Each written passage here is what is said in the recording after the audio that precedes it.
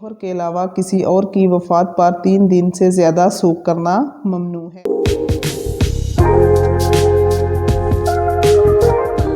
باللہ من الشیطان الرجیم، بسم اللہ الرحمن الرحیم۔ رب اشرح لی صدری ویسر لی امری واحلل عقدۃ من لسانی یفقہوا قولی۔ السلام علیکم ورحمۃ اللہ وبرکاتہ۔ اچھا جی، آج ہم میت کے کفن کے بارے میں پڑھتے ہیں۔ سب سے پہلا پوائنٹ جو ہے وہ ہے کفن کے کپڑے، یعنی کفن کا جو کپڑا ہے وہ کیسا ہونا چاہیے۔ رسول صلی اللہ علیہ وسلم کو 3 سفید کپڑوں میں کفن دیا گیا، اس میں کرتا تھا نہ امامہ۔ سیدنا ابن عباس سے روایت ہے کہ احرام کی حالت میں ایک شخص کی گردن اس کے اونٹ نے توڑ ڈالی تو آپ صلی اللہ علیہ وسلم نے فرمایا کہ اس کو پانی اور بیری کے پتوں سے غسل دو اور 2 کپڑوں میں اسے کفن دو، اس کے سر اور چہرے کو مت ڈھانپو، یہ قیامت کے دن تلبیہ کہتا ہوا اٹھے گا۔ اور یہ 2 کپڑے وہ ہیں جن میں اس نے احرام باندھا ہوا تھا۔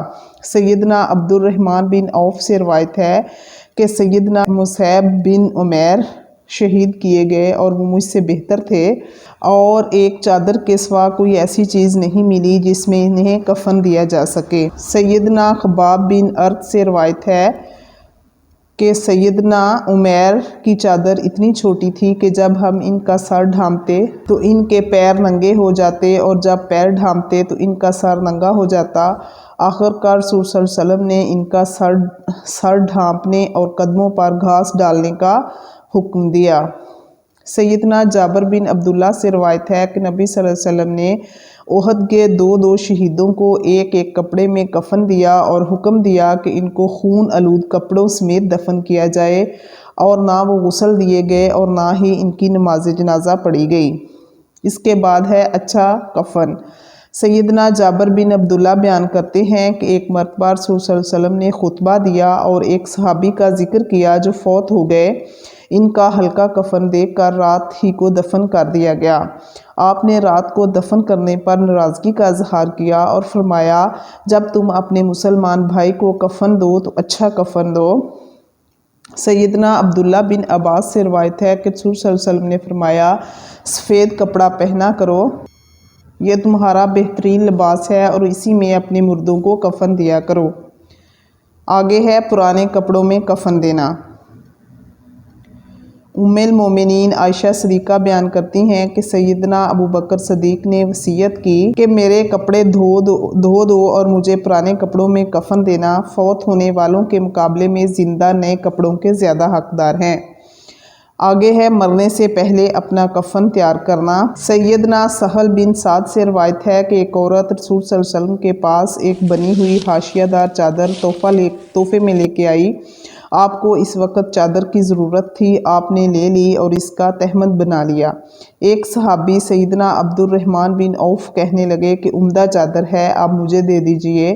آپ نے چادر انہیں دے دی۔ صحابہ کرام نے کہا کہ تم نے رسول صلی اللہ علیہ وسلم سے چادر مانگ کر اچھا نہیں کیا، آپ کو خود ضرورت تھی۔ سیدنا عبد الرحمن کہنے لگے، اللہ کی قسم، میں نے پہننے کے لیے نہیں مانگی، بلکہ میں اس سے اپنا کفن بناؤں گا، پھر وہ چادر ان کا کفن بنی۔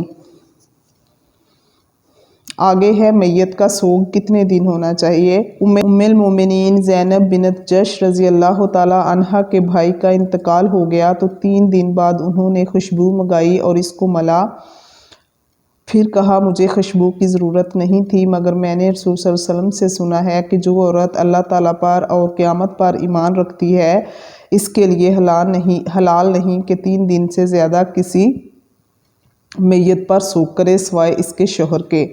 سیدہ ام عطیہ کا لڑکا فوت ہو گیا۔ تیسرے دن انہوں نے زردی منگوا کر بدن پر ملی اور کہا، ہمارے لیے شوہر کے علاوہ کسی اور کی وفات پر 3 دن سے زیادہ سوگ کرنا ممنوع ہے۔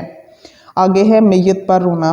اگر میت کو دیکھ کر رونا آئے اور آنسو جاری ہوں تو منع نہیں، اس لیے کہ اس طرح کا بے اختیار رونا جائز ہے۔ نبی صلی اللہ علیہ وسلم سیدنا سعد بن عبادہ کی بے ہوشی پر روئے، صحابہ بھی آپ کو دیکھ کر روئے، پس آپ نے فرمایا سنو، اللہ تعالیٰ آنکھ کے رونے اور دل کے پریشان ہونے کی وجہ سے عذاب نہیں کرتا بلکہ زبان کے چلانے اور ولولہ کرنے سے عذاب کرتا ہے۔